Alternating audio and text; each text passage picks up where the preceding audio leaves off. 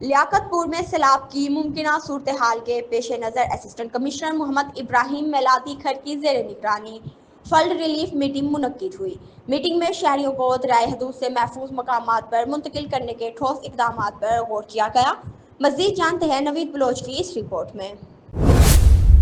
Assistant commissioner لیاقت پور محمد ابراہیم میلادی کھر کی زیر نگرانی فلڈ ریلیف میٹنگ کا انعقاد کیا گیا۔ میٹنگ میں D S P circle Liaquatpur Muhammad Fakhar Usman Khan, تحصیلدار محمد عرفان جمیل، ریسکیو افسر Imran Aslam, M S T H Q Usama Moin, زراعت افیسر حسیب اکبر، تحصیل صدر پٹواری ایسوسی ایشن غلام رسول گجر، محمد رومان، پی اے 2 اسسٹنٹ کمشنر محمد شاہد سمیت دیگر محکموں کے افسران شریک ہوئے۔ اسسٹنٹ کمشنر لیاقت پور محمد ابراہیم میلادی کھر نے بتایا کہ ہماری تحصیل بیٹ کے علاقوں میں غفور آباد، نور والا، حیات ماچھی بیٹ، بھٹو بیٹ، بلوچ بیٹ، آہیر بیٹ، امام بخش ماچھی، فخر آباد کے علاقے میں سیلاب کی شدید خطرات ہیں۔ ہم نے ان علاقوں کے مکینوں کو محفوظ مقامات میں منتقل کرنے کی ہدایت کر رکھی ہے۔ تاہم کوئی بھی خاندان ان علاقوں میں رہائش پذیر ہوا تو وہ فوراً یہاں سے دور نقل مکانی کر جائے۔